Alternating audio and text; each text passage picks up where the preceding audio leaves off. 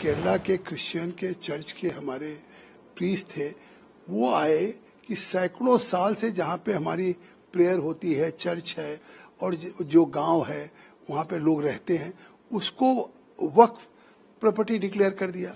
आप कर्नाटका में देखिए कि कर्नाटका में बड़े पैमाने पे किसान जो सैकड़ों साल से अपनी खेती कर रहे थे, वहाँ के वक्फ मंत्री जमीर अहमद साहब जिले जिले में वक्फ की अदालत लगा के उन्होंने ऐसे तमाम किसानों की जमीनों पे वक्फ की नोटिसेज जारी हो गई।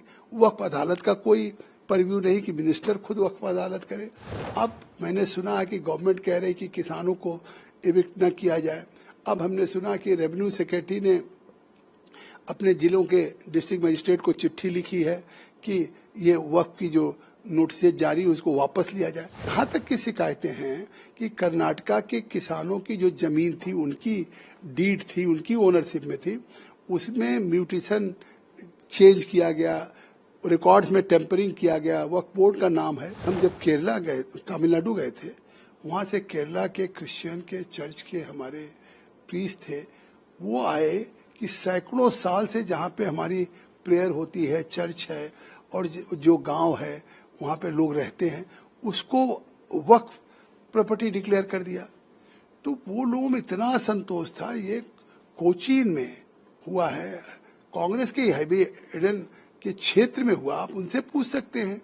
तो अगर इस तरह से हो कि जो ओवर 100 years somebody या people are residing over there and if the Christians they are residing there, they used to offer prayer, या वहाँ पे चर्च हो, वो हो गया।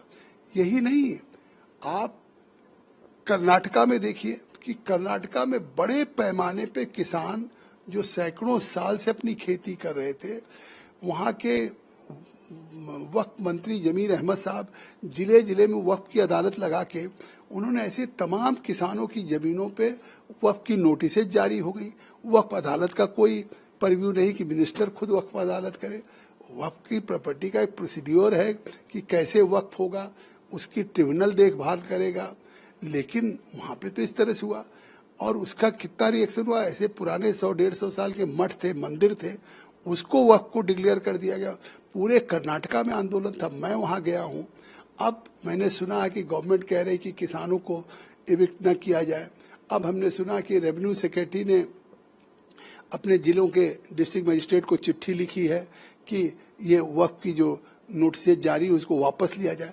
लेकिन यहाँ तक की शिकायतें हैं कि कर्नाटका के किसानों की जो जमीन थी, उनकी डीड थी, उनकी ओनरशिप में थी, उसमें म्यूटेशन चेंज किया गया, रिकॉर्ड्स में टेम्परिंग किया गया, वक्फ बोर्ड का नाम है।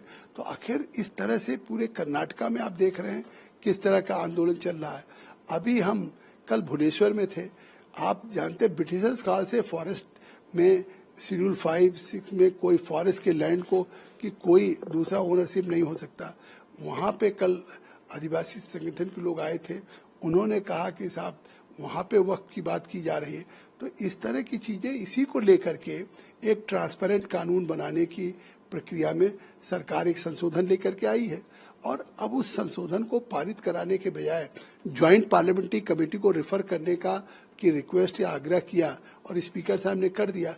तो हम तो पूरे देश के पैमाने पे इस तरह से हम स्टडी कर रहे हैं कि जब अब जो रिपोर्ट दे उससे एक बेहतर कानून बन सके।